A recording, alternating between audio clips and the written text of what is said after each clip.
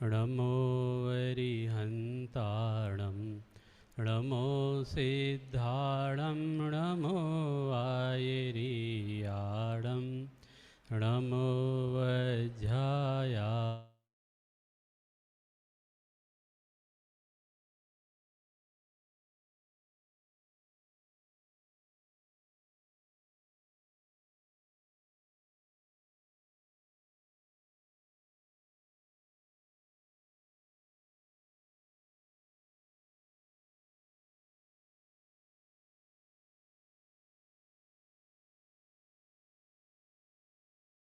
कल्यां सर्वकल्याणकारकं प्रधानां सर्वधर्माणां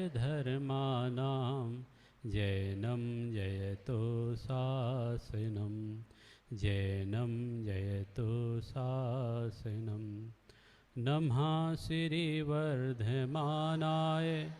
निर्धूते कलिलात्मने सालोकानां त्रिलोकानां यद्विद्यादर्पणायते।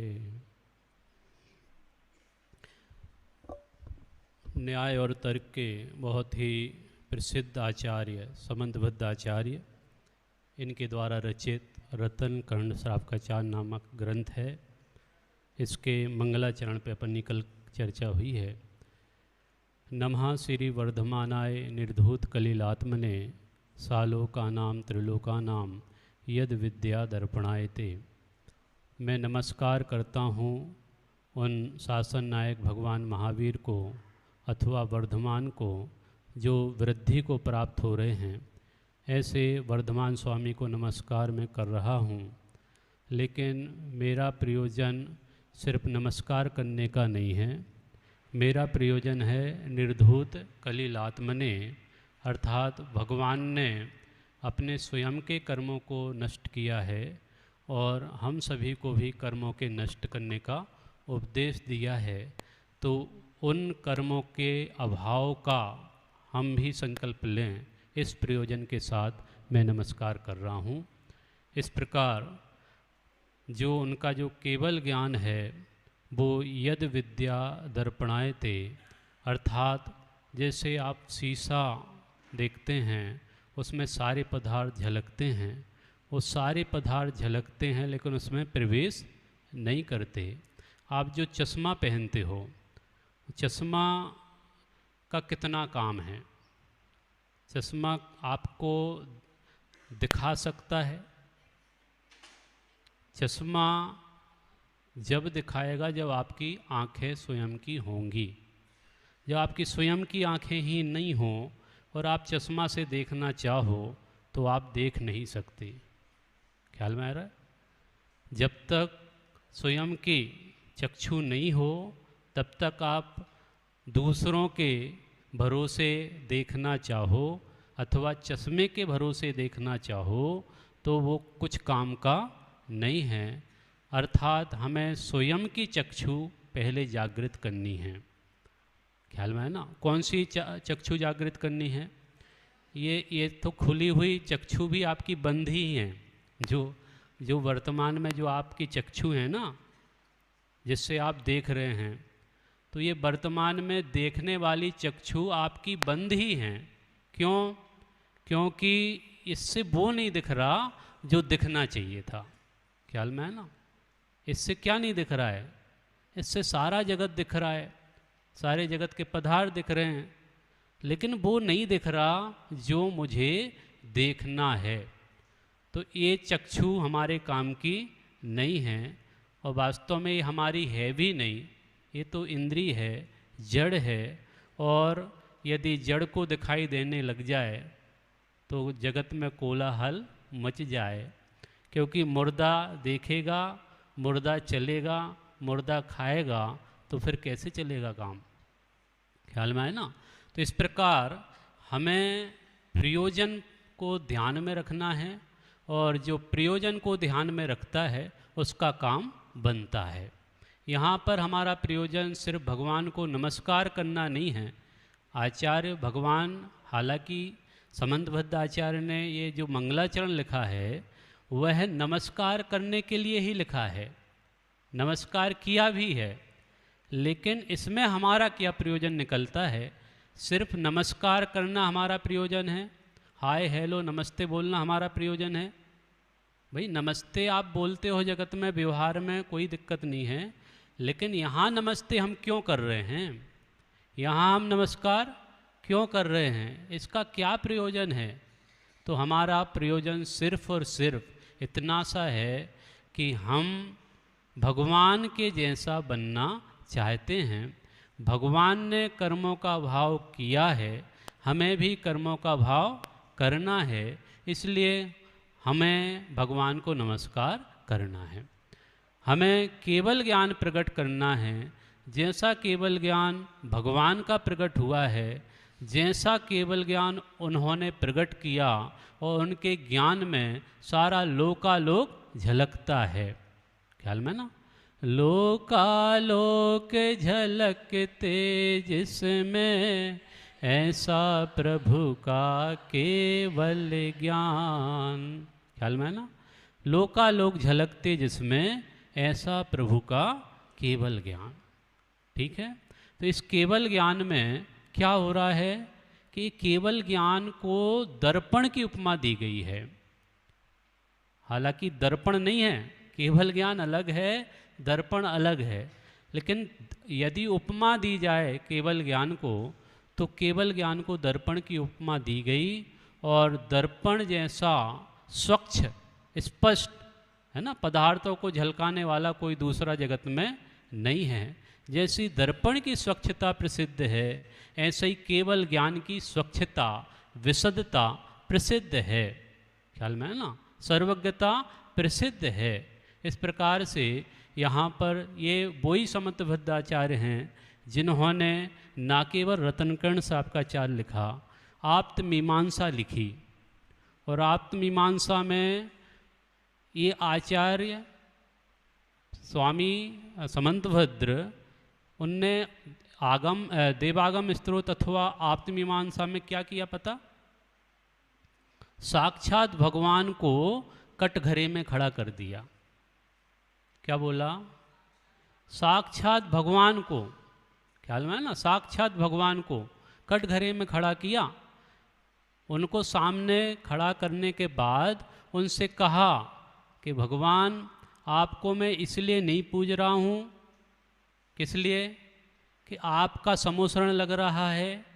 ख्याल में है ना, तो इसलिए मैं आपको नहीं पूज रहा हूँ। फिर किस लिए पूज रहा हूँ? आपके बहुत सारे देव 100 इंद्र क्या करते हैं? वंदना करने आते हैं, इसलिए मैं आपको पूज रहा हूँ। 100 इंद्र आपकी हाजिरी भरते हैं। 100 इंद्रों के माध्यम से भगवान की क्या होती है? अनुनय विनय होती है। तो मैं आपको इसलिए पूज रहा हूँ कि आपकी 100 इंद्र चाकरी करते हैं। ख्याल में है ना, इसलिए नहीं पूज रहा हूँ। तो मैं क्यों पूज रहा हूँ आपको? तो वहाँ पर समंतभद्राचार्य कहते हैं कि ये तो सब मायावियों को भी देखा जाता है। क्या बोला?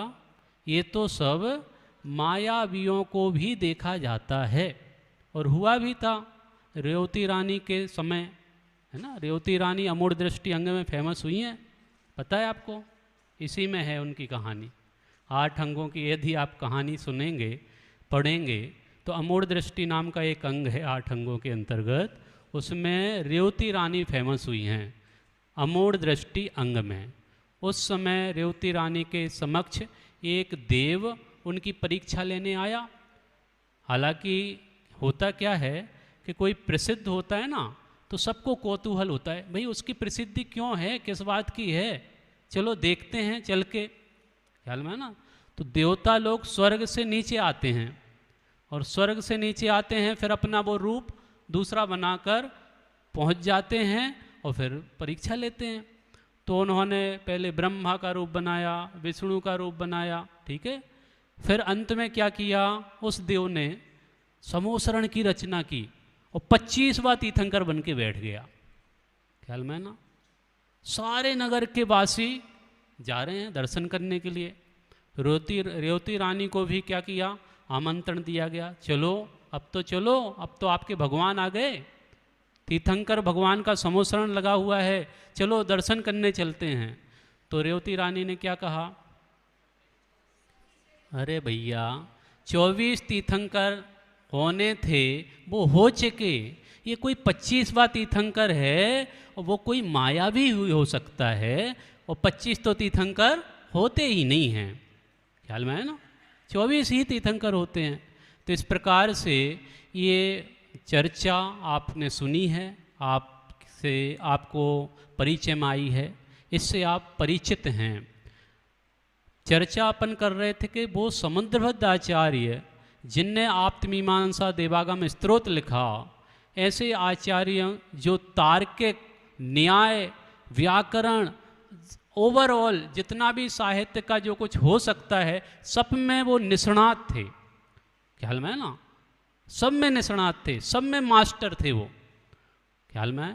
तो ऐसे समुद्रभद्र आचार्य द्वारा रचित ये ग्रंथ कोई हल्का ग्रंथ नहीं है, ये श्रावक के धर्म का प्रकाश करने वाला ग्रंथ है, और इसमें जो प्रयोजन है, श्रावक के धर्म की बात कहनी है, तो उस बात को यहाँ पर बहुत अच्छे से रखा है, उनने तर्क की तुला पर रखा है, न्याय से सिद्ध किया है।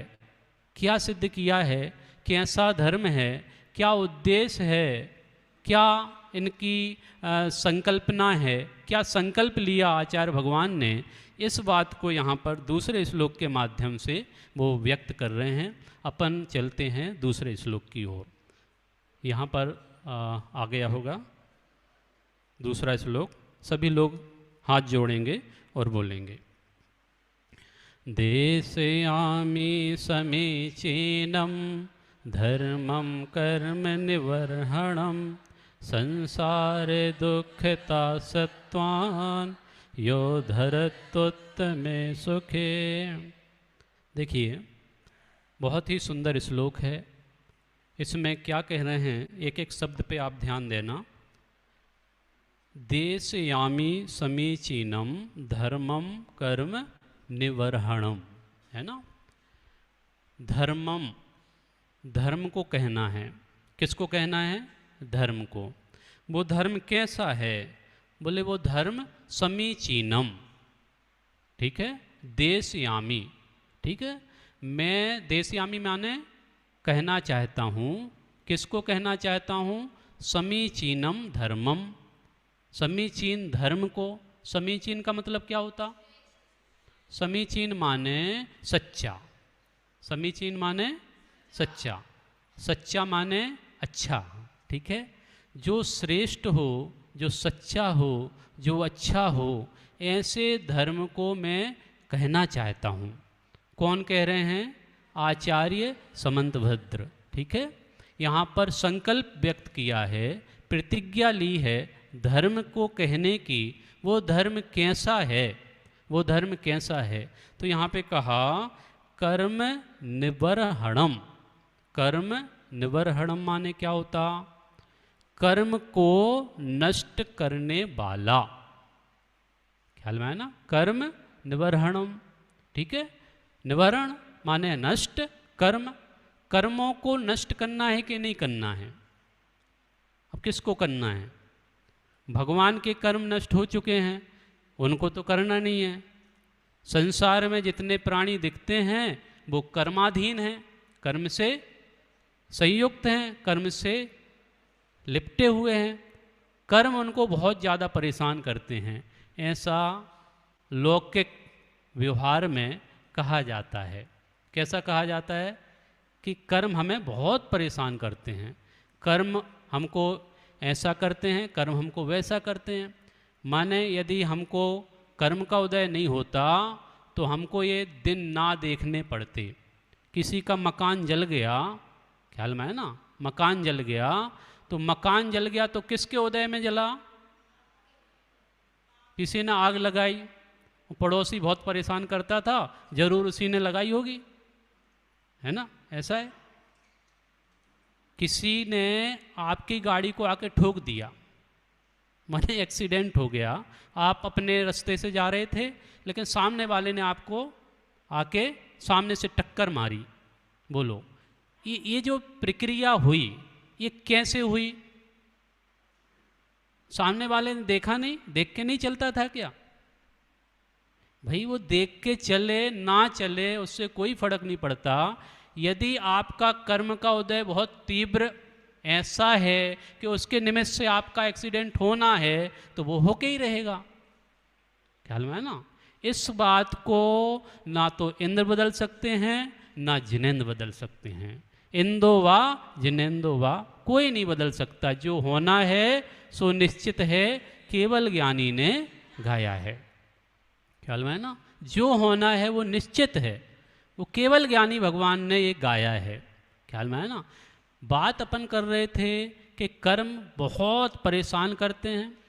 कर्म ना होते तो हम परेशान ना होते, कर्म ना होते तो हम दुखी ना होते, कर्म ना होते तो हम रोगी ना होते, हमारा सिर दर्द नहीं होता, हमारा पेट दर्द नहीं होता, हमको पैर दर्द, अटैक, जो भी आप अभी परेशान हैं जिन जिन चीज़ों से, रोग बहुत परेशान कर रहे हैं। तो रोग काय से आ रहे हैं? कर्म के उदय से आ रहे हैं कि नहीं आ रहे? ये कर्म वाली फिलॉसफी जो है ये जैन दर्शन का एक बहुत बड़ा सिद्धांत है। कर्म सिद्धांत बहुत बड़ा। ये आपको परेशान नहीं करता, ये आपको क्या करता है? निर्भर करता है। आप कर्म का उदय को कर्म के उदय रूप जानो। क्या? कर्म के उदय को कर्म के उदय रूप जानो, उसमें लिप्त मत हो। यदि आप उससे लिप्त हुए तो दुखी हुए बिना नहीं रहोगे, यदि आप उससे लिप्त नहीं हुए तो सुखी हुए बिना नहीं रहोगे। ख्याल में आ रहा?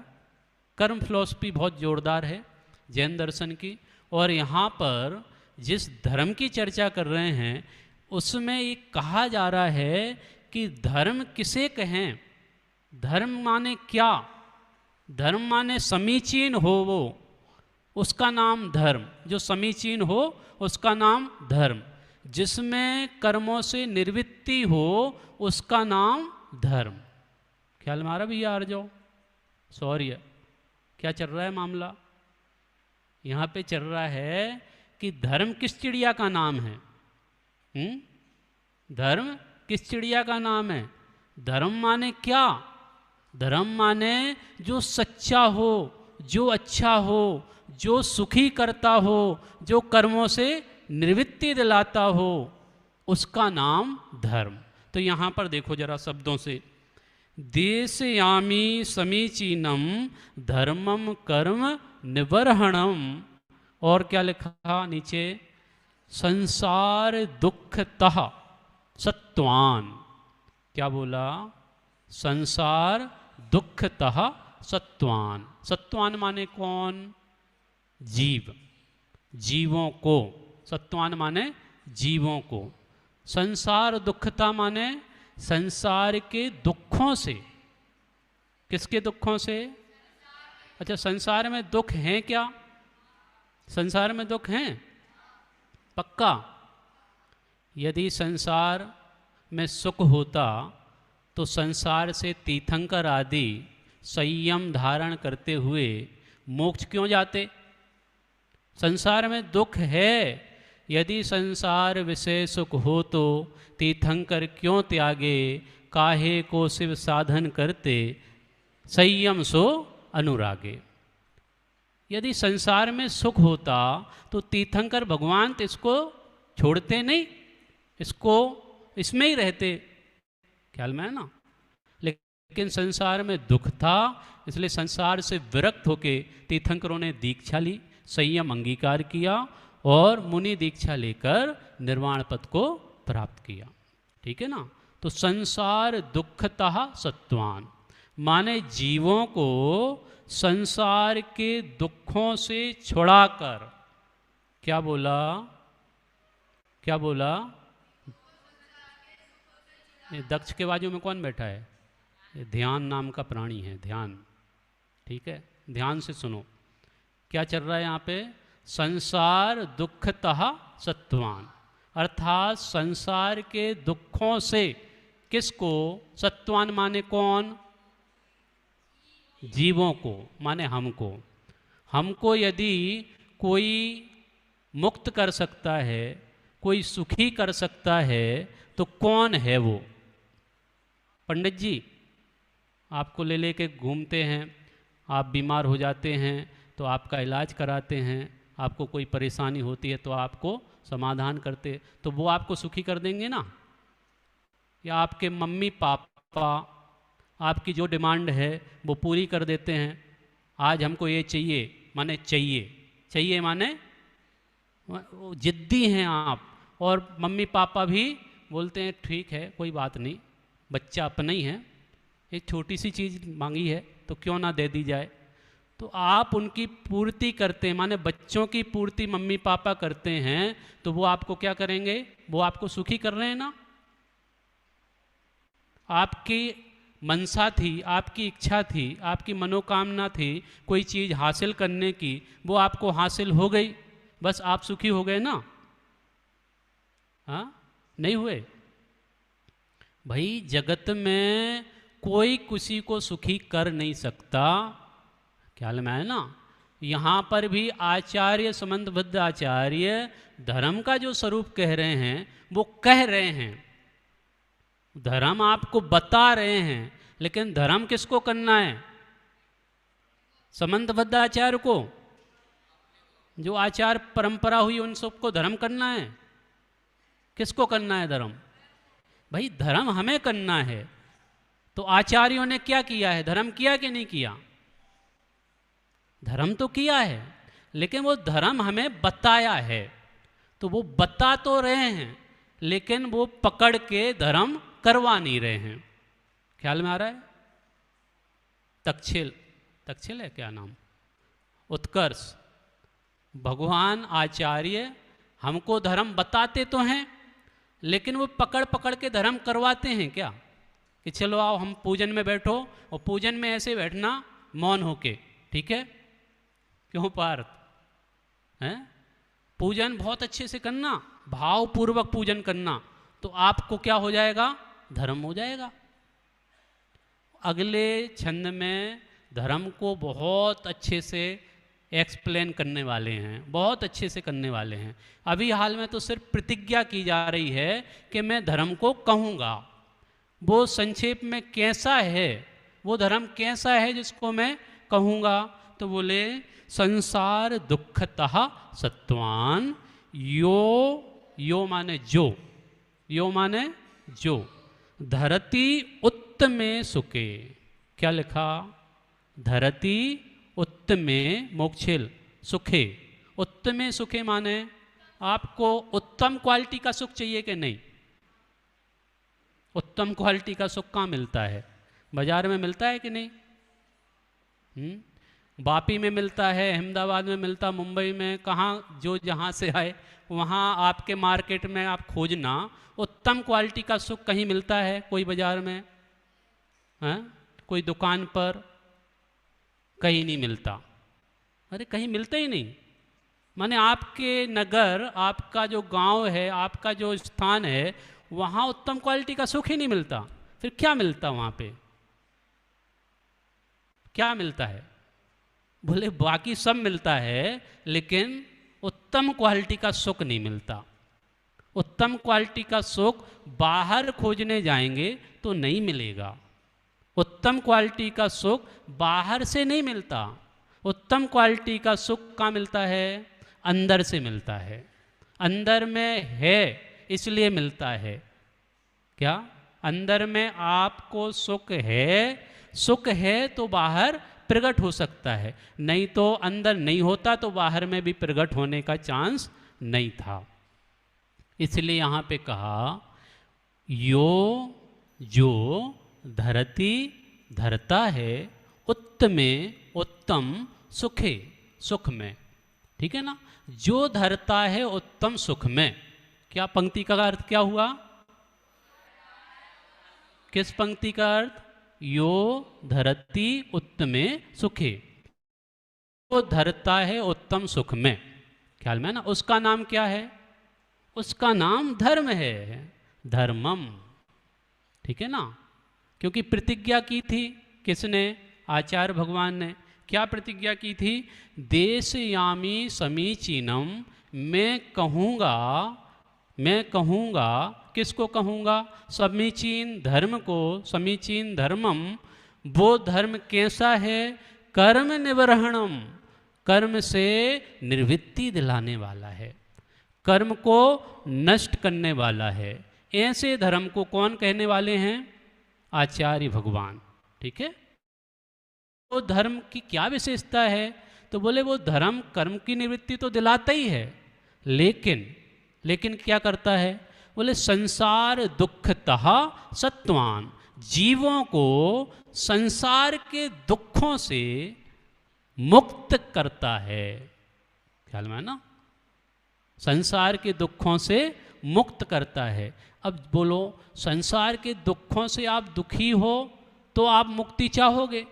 यदि आप संसार में सुख मान के बैठ जाओगे कि नहीं नहीं मुझे कोई प्रॉब्लम नहीं है, मेरे को तो बहुत क्या है, बहुत वो है, सुविधाएं हैं, बहुत सारी माने कोई प्रॉब्लम ही नहीं है, मुझे कोई किसी बात का दुख नहीं है, इस प्रकार से यदि आप मान के बैठ गए तो आप कब सुखी हो जाओगे?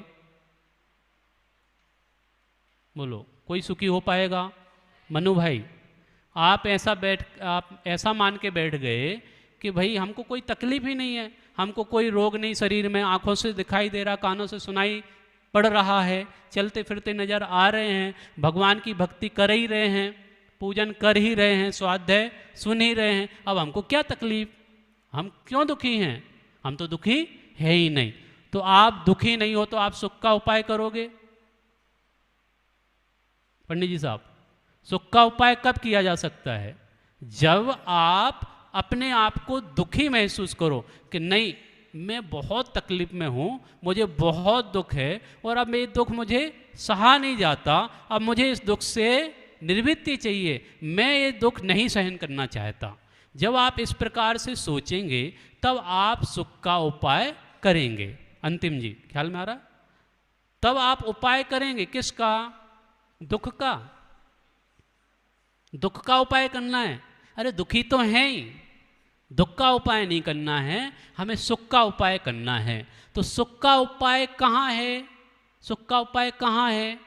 बोले संसार दुखतः, संसार दुख से छुड़ाने वाला जो है और कर्मों से निवृत्ति दिलाने वाला जो है, जो उत्तम सुख को दिलाने वाला है, ऐसा धर्म हमें सुखी कर सकता है। ख्याल में आ रहा है? कैसा धर्म सुखी कर सकता है? जो उत्तम सुख को दिलाता है। उत्तम सुख माने क्या? यहाँ उत्तम सुख संसार में नहीं है। आप मरने के बाद कुछ चाहते हो ना? मरने के बाद कि मुझे स्वर्ग की कामना है, मैं स्वर्ग जाना चाहता हूँ, देव पर्याय में जाना चाहता हूँ, वहाँ के भोग भोगना चाहता हूँ, वहाँ की सुख सुविधाओं का लाभ लेना चाहता हूँ। आप नरक में जाने की इच्छा जाहिर करते हो, मुझे नरक जाना है, बहुत तकलीफ़ है यहाँ पे, अब मैं नरक जाना चाहता हूँ, वहाँ के डंडे कैसे पड़ते हैं वो डंडे खाना चाहता हूँ। ऐसा कोई है कि नरक की जाने की भावना भाता हो, त्रियंच में जाने की भावना भाता हो? ऐसा कोई है क्या? भाई मनुष्य तो आप हो ही, और त्रियंच और नरक जाने की भावना तो कोई नहीं भाएगा। लेकिन हम चाहते हैं क्या? स्वर्ग मिल जाए। स्वर्ग में बहुत आराम है, कितनी सारी देवियाँ होती हैं स्वर्ग में, अप्सराएं होती हैं, वो हमारी सेवा करती हैं, है ना? हमें ऑर्डर देना पड़ता है, भूख लगती नहीं है, कंठ से अमृत झर जाता है। ख्याल में है ना? भोगों की प्रधानता है, क्यों ना हम स्वर्ग जाएं? वहाँ पर उत्तम सुख है क्या? स्वर्ग की आपने लुभावने सपने देखे, स्वर्ग आप एक बार होके आ जाओ तो वहाँ पर आपको सुख मिल जाएगा, उत्तम क्वालिटी का सुख। लेकिन हम चाहते तो वही है ना कि कोई नहीं, नरक नहीं जाने का, त्रियंच नहीं जाने का, मनुष्य हैं तो अब मुझे स्वर्ग में जाने की कामना है। ठीक है, स्वर्ग जाएंगे तो हमें आराम होगा, हमको सुख मिलेगा, हमको कोई परेशानी, किसी जाति की परेशानी होगी नहीं। तो भैया यदि आप इस प्रकार का सोचते हैं तो आप हिस्ट्री नहीं पढ़ के आए हैं। जो छेड़ाला में हिस्ट्री है ना, किसकी? हम सभी की हिस्ट्री है। वहाँ पे ऐसा लिखा कि 3 लोक में जितने जीव हैं वो किससे दुखी हैं? सारे के सारे जीव दुखी हैं, सारे के सारे। एक भी गति में सुख नहीं है। ख्याल में ना, सुख है तो वो पंचम गति में है। तो यहाँ पर क्या कह रहे हैं? बोले उत्तम सुखे। आप कामना कर रहे थे उत्तम सुख की और स्वर्ग तक पहुँच गए, वहाँ पर भी सुख नहीं मिला। कामना आप करें, कोई दिक्कत नहीं है, लेकिन सुख वहाँ भी मिलने वाला नहीं है, क्योंकि वहाँ से भी नीचे आना पड़ता है। 6 महीने पहले माला मुरझा जाती है। तहते चे थावर तन धरे यों परिवर्तन। अभी सौम्य ने बहुत प्यारा प्रकरण लिया। आप कहाँ नहीं गए हैं, कौन सी जगह नहीं घूमे हैं, कौन सी जगह आपका जन्म नहीं हुआ है, आप क्यों कामना करते हो हमें लंदन जाना है, हमें अमेरिका जाना है, हमको स्विट्ज़रलैंड जाना है, सिंगापुर जाना है, कहाँ कहाँ नहीं जाना है। अरे भाई, कोई जगह ऐसी नहीं है, पृथ्वी का एक सा कोई कण नहीं है, 3 लोक में ऐसी कोई जगह नहीं है जहाँ आपने जन्म नहीं लिया हो। ख्याल में ना, भव वन में जी भर घूम चका, कण कण को जी भर भर देखा, मृग सम मृग तृष्णा के पीछे मुझको ना मिली। ख्याल में है ना, सुख की रेखा नहीं मिली। ख्याल में है ना, उत्तम सुखे धरती। वापिस ख्याल में ना, उत्तम सुखे धरती, जो उत्तम सुख में धरता है। तो उत्तम सुख है कहाँ? जहाँ पे धरा जा रहा है। धरा जाना मैंने पहुँचाया जा रहा है, रखा जा रहा है। आपको कहाँ पहुँचाने वाला है ये धर्म?